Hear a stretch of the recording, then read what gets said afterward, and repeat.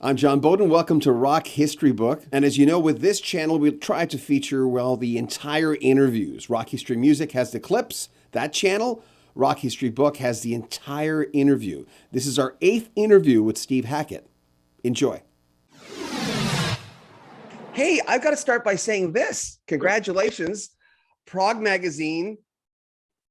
Yeah, yeah, weird, isn't it? That it's yeah. I mean, I make a noise for a living. If But people look at the want group you're in. Look at the group. You're in a group of, man, you got to have your chops to get in that room. And first of all, they to, voted you number one.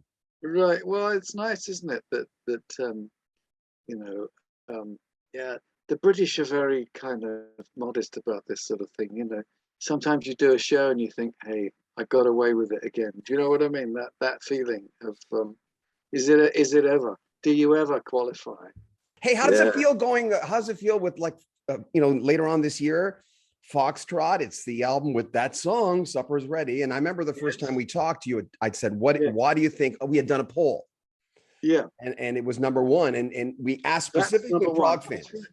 Yeah. That's it. That's it. It's number one with prog fans. I think, you know, if I'm honest, I remember years ago, before I befriended many of the guys in King Crimson, I remember seeing them when they were doing a club in London called the Marquee, before they got to support the Rolling Stones in Hyde Park.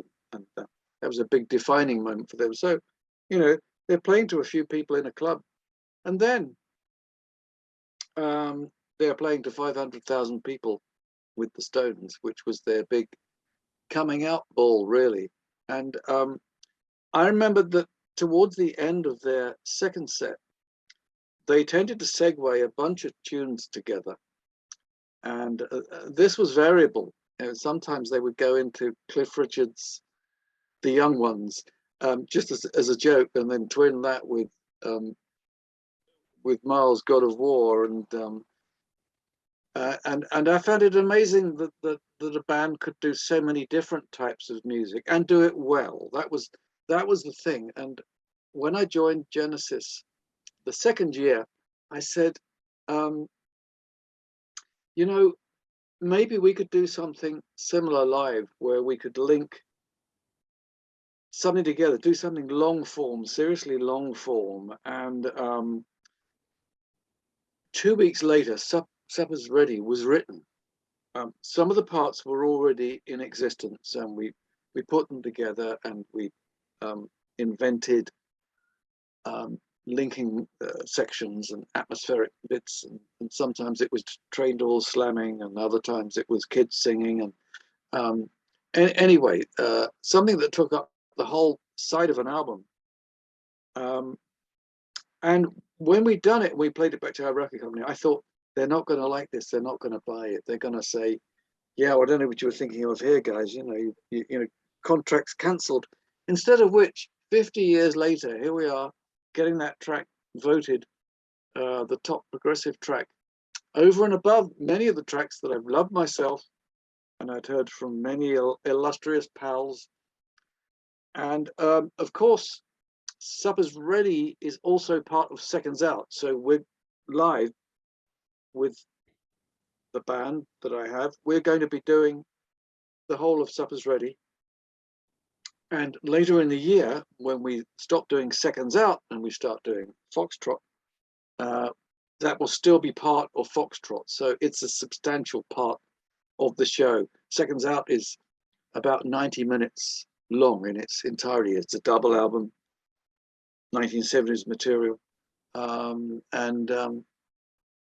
so far, we've played that in its entirety throughout the UK, 31 dates. And no passes. That's been wonderful. 3 dates in London at the Palladium. So it's extraordinary, that's happening. So it's a very strange thing that at the moment, sometimes I'm going to places, and instead of doing arenas, we're sometimes doing 2 or 3 nights in a particular place, and that's what's going on in London. But I guess there comes a point at which we'll be saying, perhaps, we need to make the jump to something larger. So I would just say, if you want to see this in a theatre, there may be a short window to do this. But it's wonderful, to be doing both the old classic stuff, but also to be recording new stuff as well. So I did 2 new albums last year. We did Surrender of Silence and Under a Mediterranean Sky. Both albums were completely different from each other.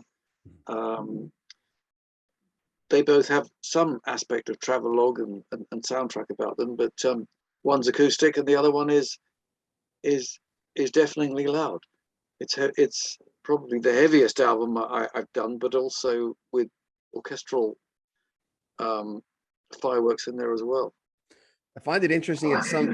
It's usually proggy fans that they'll say things like, well, he's dredging that up again. And I'm going, he releases new music as well, right? I'm always going, are you not paying attention? Like, because people like, what do you say to people who say, well, you're dredging up Genesis? I mean, I don't see any complaints from the real fans.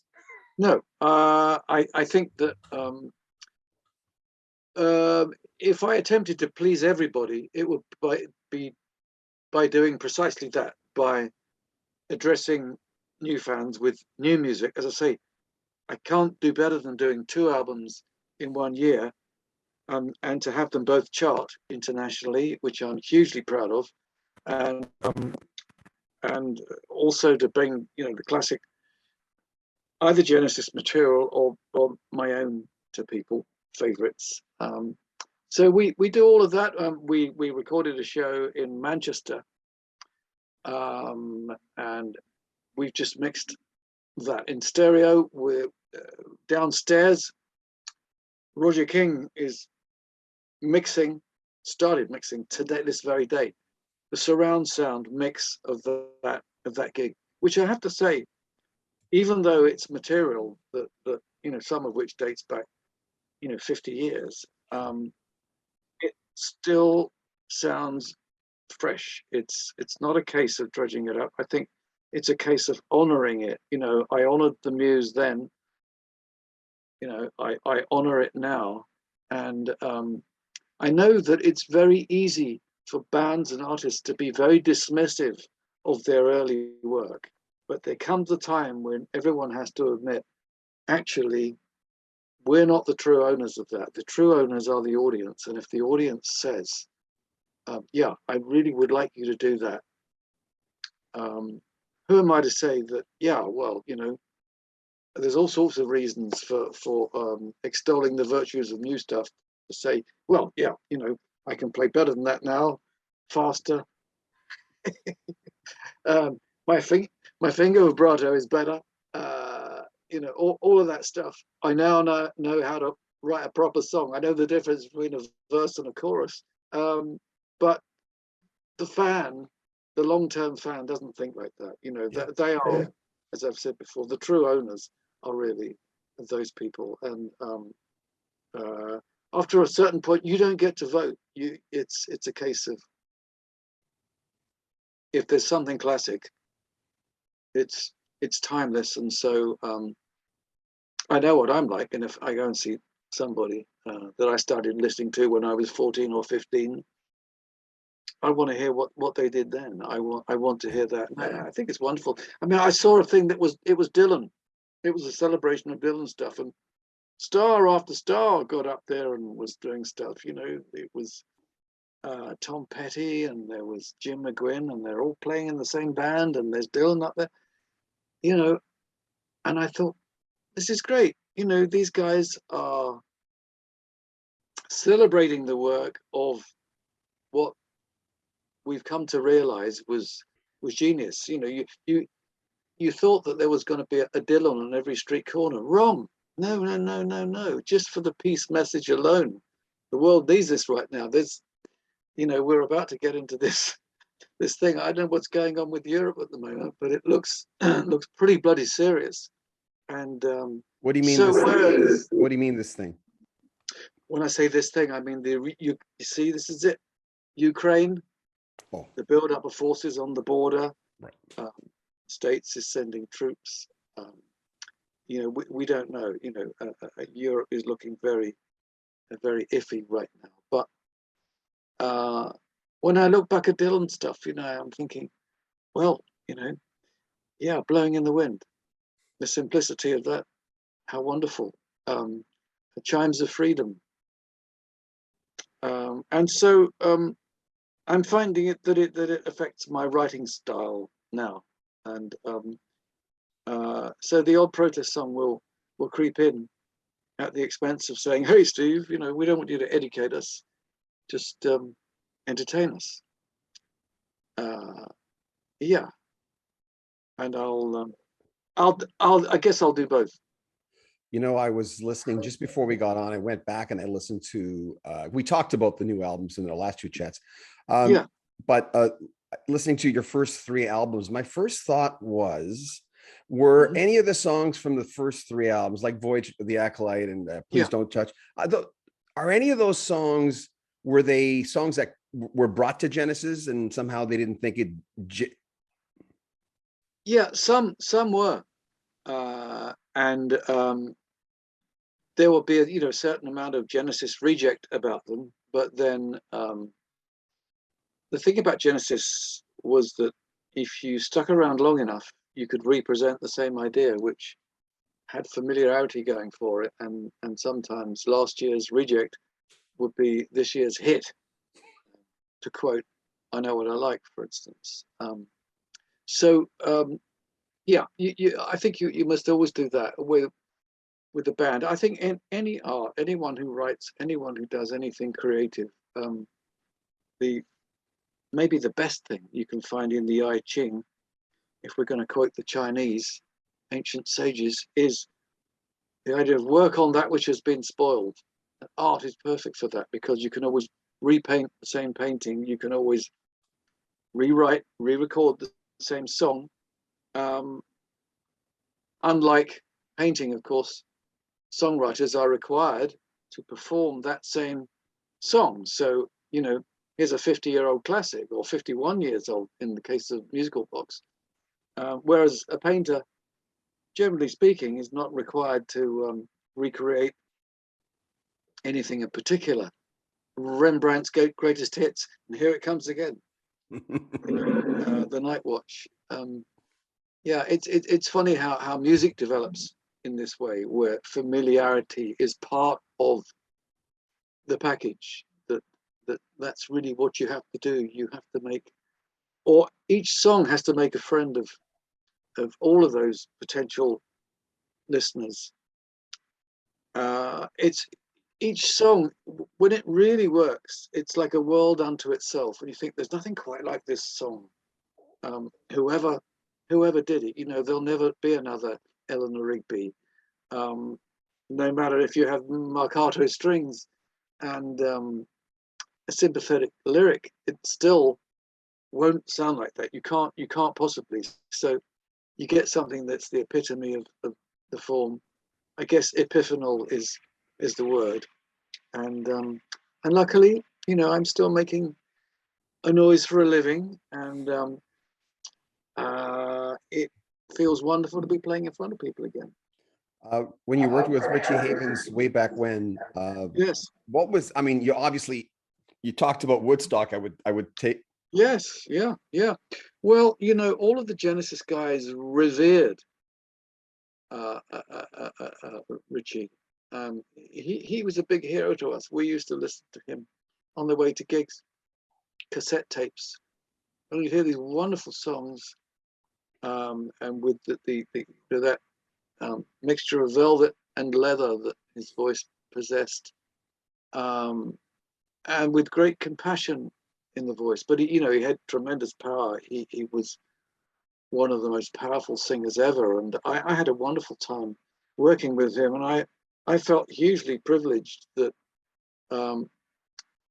he was looking to me for my approval of what he was doing, and you can't buy that, when you work with greatness, and it's improving with each take and with each exchange of ideas. So with these songs, I really wasn't used to recording other people. My fledgling efforts as a solo performer. He said, well, you know, what we should do with this vocal is, why don't you come out on the studio floor and, you know, you sit in front of me and then I'll be able to gauge whether it's working or not. So we were just working on headphones the whole time. You know, it wasn't like I'm in the control room, Cecil B to thrill, you know, I wasn't doing that. We were right there together. And when we did one of the tracks, he said, well, I think, you know, the way we should do this is, why do we do the backing track together, an acoustic song? And so we did. He did maracas and tambourine, and I strummed the guitar first of all. No click track, just this lazy kind of rhythm to it. And I overdubbed a few things on afterwards. Once we'd done that, he just put his voice down, and it sounded brilliant from the word go. He just got it straight off like he'd been singing it his entire life. I kind of tried to make it sound a little bit Beatley because I knew that he was a Beatles fan and he'd recorded some Beatles material. So I thought, let's do something in a Beatles style and let's see how he responds to that. He was absolutely brilliant. I used to see him in London every year. He would come over and play the Jazz Cafe, do a number of nights, and I would always try and get to see him and say hi and marvel at him, you know, at close quarters and at a distance. I mean, he talked with great fondness of Woodstock. He said the reason why he was the first guy on was because he had a pal who had a helicopter. Everyone else was in cars. And so it was up to him to entertain that huge crowd. He said, as far as you could see, you looked out over a sea of faces, you never saw the end of it. There were people as far as the eye could see. And he was nervous about going out. He said, you know, I can't do that. I've just got an acoustic guitar. I said, you're the only one here. You got to do it. But they loved him, you know. It's a mighty performance. I imagine that somewhere down the line, there's probably his complete performance, much as there is Hendrix' performance. Because you can see from one moment to the next, he starts off and then suddenly there's a jump cut and he's actually drenched in sweat. You know, he's giving it his all. He used to hyperventilate after every gig. That's what he did. He was singing. One of the notes I wanted to get him to sing on Icarus Ascending was, I said, can you hold that note a little longer? And you know what? He held this note and he kept going twice as long as he'd done before. And he sort of genuflected and he was bent double. And we thought he was going to die in the studio. It was just this breath that kept going, you know, and it was extraordinary just to watch him. I will never forget it. You know, that I always felt that I was in the presence of greatness when I was with him, and it's a bit like, I think maybe I always felt like my heart beat a little faster, and I felt that he was perhaps drawing energy from me in a good way, and it was a transcendent experience, and he was great. He came to dinner. I bought a house. My mother came to live with me for a while at the time, and she made dinner, and he helped her wash up. She was impressed with him, you know. And Richie Havens, she dines out on that to this very day. There's Richie Havens helped me wash up. Yeah. How good can it get? What was I'm just doing a few tracks from Foxtrot, Apocalypse in 9/8. Yes. What was your part in that? Basically, Apocalypse in 9/8. There was a riff that as so many of these things, the one note riff, the one note bass pedal riff in 9 that Mike Rutherford had. Basically, Mike and I played that. We stayed as solid as we could. Tony improvised around it. We used to play this endlessly in rehearsal, or so it seemed.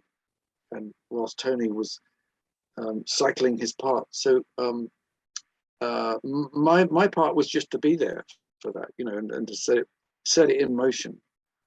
There were other parts that I was writing that were more of the stream, which are more creative from my end. But it's a keyboard solo in 9. It ascends, it keeps going, it develops, but then it turns into something else because Peter Gabriel, who I think had a unique sense of creativity, turned it into something rather extraordinary with references to the Book of Revelation and Pythagoras and various other things where you think, what is he singing about? It certainly isn't boy girl, isn't, it's not that. Did he contact you when you left Genesis, before or after? I Oh, know. well, we talk, and we've got a birthday coming up soon, so I'm going to phone him up if he doesn't get to me first. And we wish each other happy birthday. Mine's on the 12th of Feb, and his is on the 13th. So we share the same certain things, the rising sign as well. So we both have that. So you're an Aquarian. Yeah, Aquarian. Yeah, for all that means you're Aquarian too. February 1st. Oh, well, yeah. there we are. Yes. But And so was Richie Havens. He was Aquarian.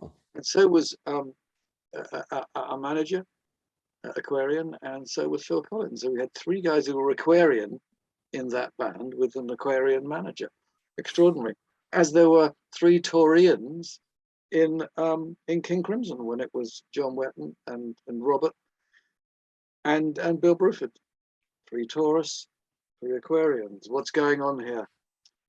It's. But did he get a hold of you, or when you decided to leave Genesis? Yeah. Did he say, how's it going? You doing okay? Were you guys in contact back then? Yeah, I think we were from time to time, and I'm trying to remember what the order of events was. I mean, certainly very shortly afterwards,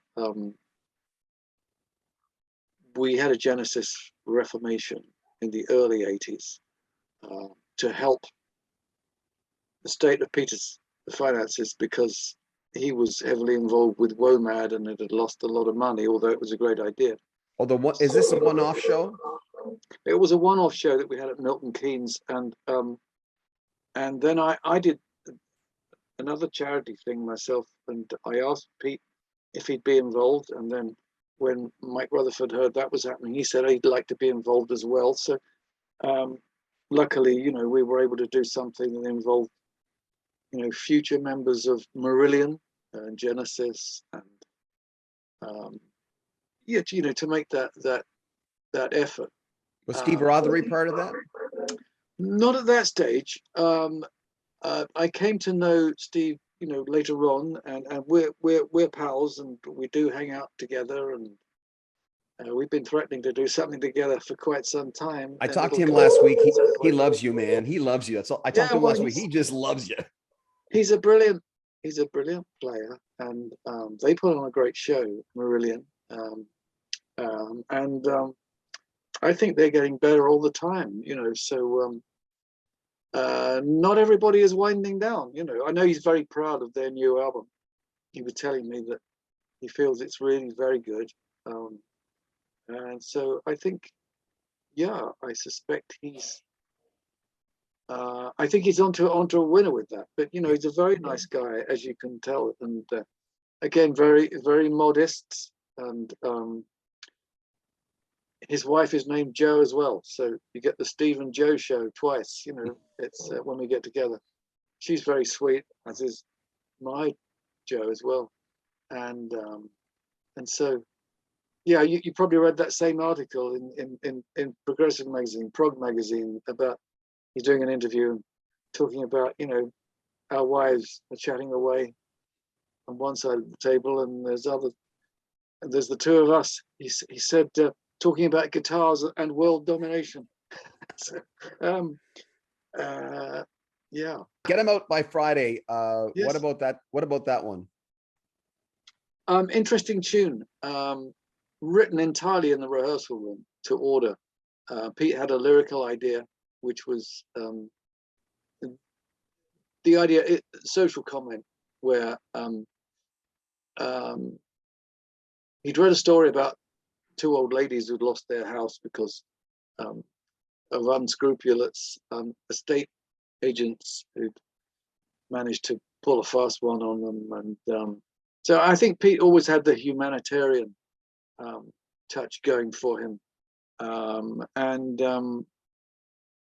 It's a song I think we all contributed sections to it. And at the time, I used to sort of pass it by, but it's got some very beautiful moments. Funnily enough, when we were recording that, Donovan wandered into the studio, and just as we were doing the moment where you've got the mellotron flutes and the real flute, the kind of what I think of as the waltz section, and that was interesting talking to him, about what he was up to at the time, and because I'd spent a lot of time listening to his stuff, and I think many of those early albums of his were extremely creative and very, very good. And he seemed to develop in that very 1960s sort of way, where at first an artist appears much like the Beatles, who seems to be, based in folk, but then using that platform to branch out. So the evolution that accompanied the Beatles' work and his, because I find that interesting. He seemed to be fluent in a jazz vein. Sunny Goose Street and one of the tracks off Sunshine Superman, funny enough. Really very, very interesting. You get the feeling that this guy was doing that, and then some years down the line, Sting might take something that was similar. There was an appreciation of jazz. So I liked him doing that, and I thought, this is good. He's open to those influences, broadening music. So many people I've listened to, some of them are very, very hip. Some of them, it's a different story, and it's easy to say this is new music, this is old music, but actually, what touches you at the time. There are certain things that are classic. The Everly Brothers are classic. Songs that sound sweeter with the passing of time engaged me quite a bit. You were a big part in Can Utility and the Coastliners. Is it King Canute? King Canute. That's right. Yeah. It was based on the story of King Canute, and I think it's got some great sections in it. I basically did the song part, and I wrote the lyrics, and I was quite proud of the fact that I know Tony Banks at the time said he thought that I'd written it in a very Genesis style, although I was a new boy in Genesis, that it was very Genesis, the whole thing. So hey, fine. And I think as well as him complimenting me, I do believe the mellotron solo that he does, which is extremely orchestral, is wonderful, because you've got improvised drums, you've got the tolling bell of the bass pedal, and something that sounds like an orchestral part, beautifully written over just a couple of unchanging chords. Yeah, I think it's one of our best numbers. And I tell you what, I'll be doing the whole of that when I do Foxtrot at the end of the year. First of all, it's seconds out. In some places, we're selling England by the pound, because we didn't get to complete the entire British tour American tour last time. I can't remember whether we managed to complete all the Canadian dates or not, but in some places. So we try to honor it, because those 3 albums, there is some crossover, of course, but I've got I've got to get more songs committed to memory when you're suddenly switching from one set to another. Do we have time to talk about Horizons? Yeah, sure. Did you come up with that in the studio? Were you ready when you came in? How did that come up? I played it to the band at one point, and I fully expected them to say, no, I can't see how we can do that. You know, that's a solo thing. You know, we are a band. And I think it was Phil Collins who said, when I first played it, he said, it sounds like there ought to be applause after that. So it got the sanction at that stage. I think I played it to them on an electric guitar. What was I thinking? So it was originally recorded on acoustic steel. I didn't own a steel at the time. I borrowed a friend's Yamaha, and I played it on that. In more recent years, I've tended to play it on nylon because you need a wider fingerboard, ideally, to play that kind of stuff. But I've recorded it numerous times, and I've played it live a whole ton of times. You know, we credited it to the entire band, but that's only because we were a kind of songwriters collective. So it kind of works as an introduction to Supper's Ready, the bigger track. The bigger meal is Supper's Ready, whereas that is the that's the kind of it's the hors d'oeuvre, the vol au vents that precede the gathering that is Supper's Ready. Your number one song on Spotify is Spectral Mornings. That's interesting. That I didn't know that. That's interesting. In fact, somebody wrote to me today saying, "I hope you're going to do that as part of your stuff when you do Foxtrot." And the band has that capability. It's interesting. It shows you knew what you were doing right off the. It shows you knew what you were doing right out of the gate. So there you go. Yeah, it's weird, isn't it? You know, I mean, I think that, you know, I've written things that are far more complicated than that over time and things that have, you know, convolutions. But it's a kind of genesis length of a song, if I may say so. I don't know how it worked out like that because there are a lot of repeats in it, but it's about 8 minutes long. I think, how the hell did that happen? How did that short idea get stretched into that? But I think maybe the appeal of it is partly the sound of the keyboard. You know, you get the breath of the big pipe organ sound. When we originally did it, it was Nick Magnus doing that with you know, a sound that he created. Now we when we do it, Roger gets a similarly big, beautiful sound, incredibly well observed, and also really rich. So it's a guitar instrumental, but it's hugely supported by the power of those keyboards. Of all the Genesis solo albums, I'm kind of curious, is there, from all the members, is there an album that stands out that you like the most? I mean, it's kind of like picking your favorite baby, but and they're not your babies, they're someone else's music, but is there one that stands out, or two or three? From all the Genesis songs, all the Genesis solo albums from the members. Oh, from solo albums from all of the members. Yeah, that's interesting. Funnily enough, many of us really liked Mike Rutherford's first solo album, Small Creeps Day. And Hooray! You know, the weird thing is, I phoned him up and I said, "Yeah, you got it right there. Okay, all right, folks. We didn't talk about this. We didn't confer on this, but I remember it was Armando Gallo who played me some of that first of all, and I thought, great. And I phoned Mike up, and he said, "Oh yeah, I didn't like this and that about it. He wasn't very happy with it, and you know, years later, I spoke to Chester Thompson, and he said, yeah, I love Mike's album.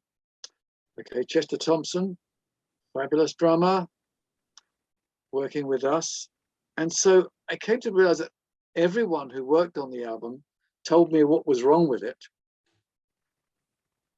And yet it was up to us to say what was right about it. So once again, the true owners are not the parents.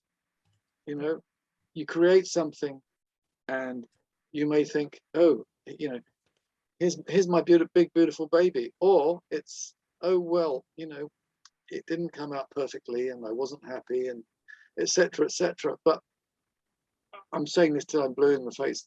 The audience are the true owners, and in the case of Small Creek Today, I was part of the audience for that. I heard it. I was a listener. I became a fan. This is great stuff. I thought, really great. I've interviewed everyone on that album except Mike, and right. Just hold on. Where is it? Of course, the singer Noel McCalla. I just talked to him. Yeah. Amazing singer. David Henschel. Who else? Simon Phillips on drums. I interviewed Simon Phillips. Yes. Yeah, and Anthony Phillips on keyboards. Yep, him too. And I thought they were a great band. I have to say, I thought that was, you know, for a band of guys who coming together, most of whom had not performed together before. No. I thought it had a lot to offer. But as I say, when I spoke to the individuals that had been involved, in the main, you know, they felt that it, for whatever reason, that it didn't really work. Don't ask me why. Yeah. When I'm saying, you know, I thought it was just really, really, really good, very well produced, great sounds. I liked Noel's voice with it. I liked the keyboard sounds, I liked the songs, and but you know, perhaps it's not surprising you haven't spoken to Mike about it, and I suspect because he, you know, he may feel that it's not something he wants to be revealing about. Perhaps I don't know. I have no idea. Maybe he'll talk to you about it. Maybe I've never talked to Mike, so you know, I think what tends to happen is artists, after a while, you know, they get to hear what people like about something. And, you get to review your own sense of whether it was a disappointment or not, because you know it just becomes part of the past, and so you know, you're no longer having to champion that particular product, and it's like you don't have to get behind the flag of it. It's so long ago now. It's just, oh, people liked it, great. Whatever I've done, people like it, great. You know, that's it. They got it. That's the whole point. You know, Buffy St. Marie. I met her many years ago. I've been listening to her since I was 14 or 15, and she said, "Yeah, we get them when they're young." And yeah, very self-effacing. I thought, God, you know, these beautiful, achingly beautiful love songs and the protest songs, and in a way, she was a little bit like the ladies' equivalent of Dylan for me. The protest songs, the conscience of time and a nation. You know, people don't like this sort of stuff, do they? You know, I was thinking about today about Dylan. You know that people were saying he hates it when anyone introduces him and says the voice of a generation. He hates all that. He doesn't want to be there. You know, but I was thinking, you know, perhaps that's it. But it's the conscience, or to be conscious of the limitations of the era in which you are born, and to perhaps reveal it. And you know, music really did change the world. What was the atmosphere like with The Lamb Lies Down on Broadway? What was that? I know that was the last one for Peter. What was that atmosphere like with that tour and recording that album? Much more difficult. I think when a band starts to grow up and pull apart, that's always hard.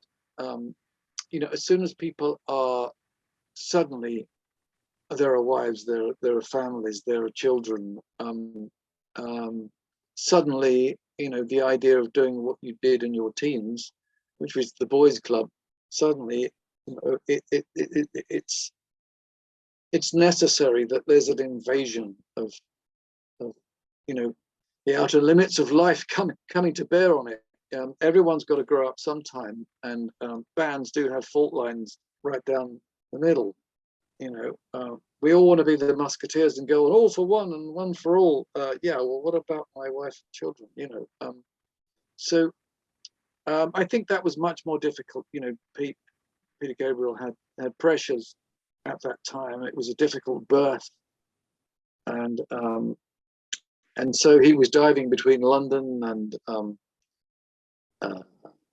Headley Grange.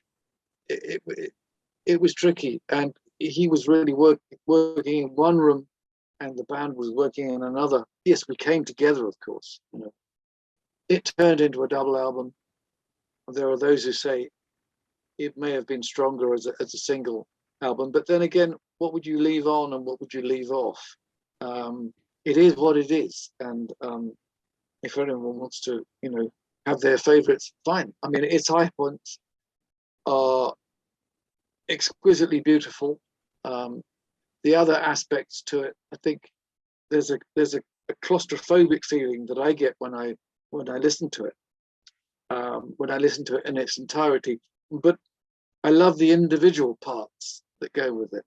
And here's me thinking, of course, densely packed lyrics, Pete's trying to get the story over, densely packed keyboard parts, the irresistible force meets the immovable object, and there's this huge collision. If collision was ever used to describe one piece of music, it would be this one. Different schools of thought, individuals, pulling in different directions. Funnily enough, we've been mixing the title track, Landmass Down Broadway itself, which I think is a great piece of work, instrumentally.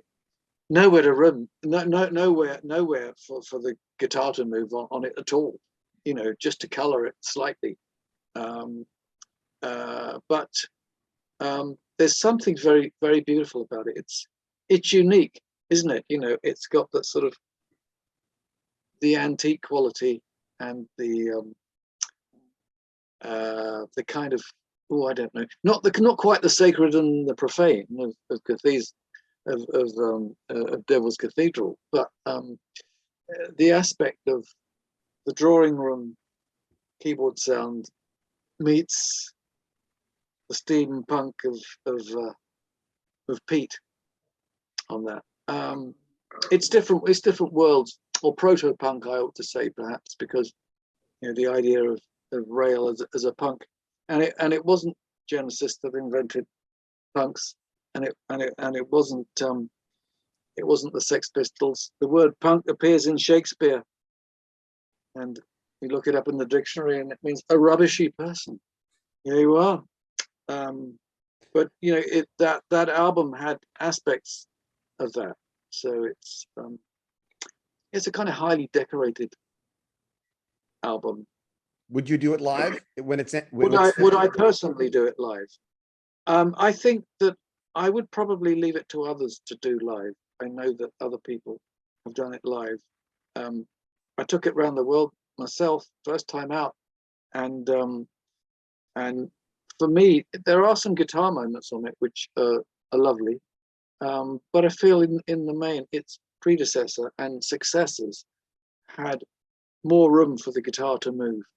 As I say, it's very hard to get a look in through the lyrics and vocals and the keyboards, very densely packed.